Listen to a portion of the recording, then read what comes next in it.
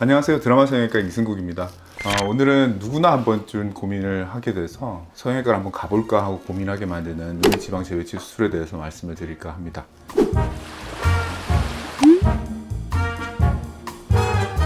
눈밑지방 재배치 수술은 표현하는 방법이 굉장히 여러 가지가 있습니다. 다크서클이 있다, 지방이 돌출되었다, 피부가 늘어졌다, 주름이 있다, 그리고 눈물고랑이 너무 진하다, 이런 표현을 쓰시는데 다 같은 얘기입니다. 해부학적으로 그림을 보시면 눈 밑에는 지방 덩어리가 세 덩어리가 보이고요. 요 세 덩어리 중에 가운데 덩어리와 안쪽 덩어리가 주로 튀어나온 것이 눈밑지방 재배치 수술의 대상이 됩니다.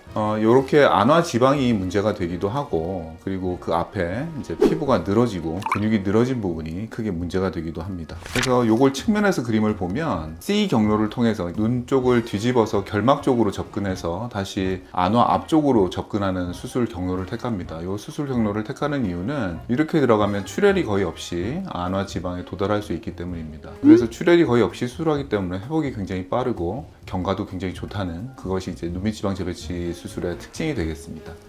이 눈밑지방 재배치 수술 외에 A라인을 따라서 피부와 근육을 절개를 해내고, 그리고 들어가서 안화지방에 도달하게 되고, 남아있는 늘어진 피부와 근육을 절제하고 봉합을 하게 되는 것이 클래식한 하안검 수술이 되겠습니다. 그래서 이 수술 범위는 환자분들이랑 저랑 굉장히 고민을 하게 되는 부분이, 가장 최선의 결과를 낼 것이냐, 아니면은 조금 개선되는 정도에서 만족을 할 것이냐의 부분이기도 한데, 우리가 안화지방에 초점을 맞추지만 사실은 눈밑지방 재배치 수술의 주 타겟이 되는 부분은 늘어진 피부와 근육이기도 합니다. 그래서 결국은 피부랑 근육을 조금 절제를 해내면 보다 나은 결과를 낼 수는 있지만, 일단 회복 기간이 좀 길어진다는 것과, 그리고 아무래도 피부에 칼을 댄다는 그런 심리적 저항을 갖게 되는 것이 일반적입니다.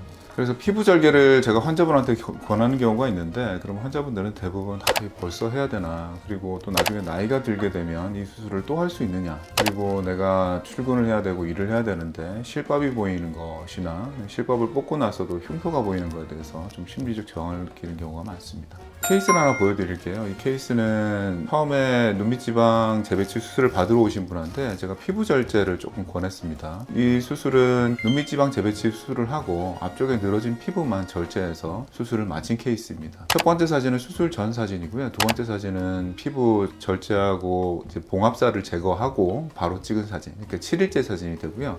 맨 뒤에 사진은 4주째 팔로업 사진입니다. 보시면 알겠지만 실밥 뽑는 7일째도 거의 크게 눈에 띄지 않는 흉터와, 그리고 4주째는 거의 흉터를 찾아볼 수 없는 경과를 보여줍니다. 그래서 지금 제가 말씀드린 이 수술이 클래식한 하안검 수술과 어떤 차이가 있냐를 말씀을 드리면, 클래식한 하안검 수술은 근육을 좀 절제를 해내고 하안검의 위치 교정을 한다든지, 그리고 중안면부 거상을 함께 할 수 있는 장점이 있고요. 반면에 회복 기간이 좀 오래 걸리고 약간의 부작용, 그러니까 안검 외반이라는 눈이 약간 뒤집히는 부작용이라든지 회복 기간이 좀 오래 걸리고 부기가 심하다는 그런 단점이 있습니다. 그에 반해서 피부 절제만 하게 되는 경우는 보다 흉터에 좀 더 신경을 쓸 수가 있고요. 근육을 절제하지 않기 때문에 부작용이 굉장히 작고, 그리고 회복 기간이 굉장히 짧다는 장점을 가지고 있습니다. 정리해서 말씀을 드리자면, 눈밑의 고민을 만드는 원인은 크게 두 가지 부분으로 나눠서 생각을 하셔야 됩니다.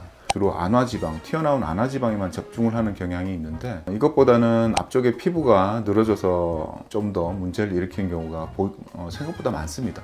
이때 이제 수술의 범위를 정하는 것이 좀 어렵고 민감한 부분이 되겠습니다. 그래서 고려해야 될 부분은 환자의 피부 탄력이 어느 정도 있어서 눈밑지방 재배치 수술 이후에 피부 탄력만으로 올라붙어 줄 수 있는지, 그리고 또 환자의 기대치가 얼마나 큰지, 그리고 환자가 가지고 있는 그 회복 기간, 내가 쓸 수 있는 회복 기간이 어느 정도 되는지, 그리고 나이가 너무 어리진 않은지, 이런 걸 고려를 해야 될 것 같습니다.